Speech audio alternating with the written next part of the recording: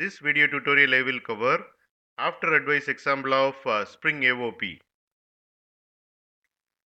After advice will be executed after actual method is called.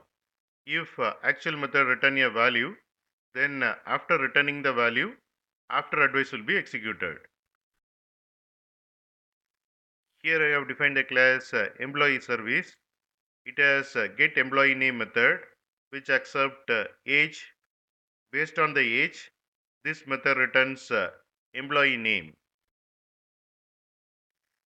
Here I have defined a class logging advice which implements after returning advice interface and provide implementation of after returning method.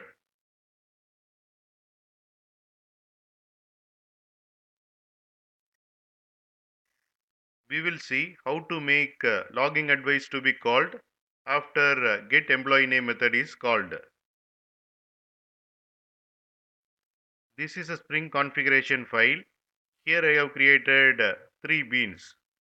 First bean for employee service class, second bean for logging advice class, third bean for proxy factory bean class, and proxy factory bean class has two properties, target and interceptor names. Target I have referred as employee service bean, and in interceptor names I have put logging advice.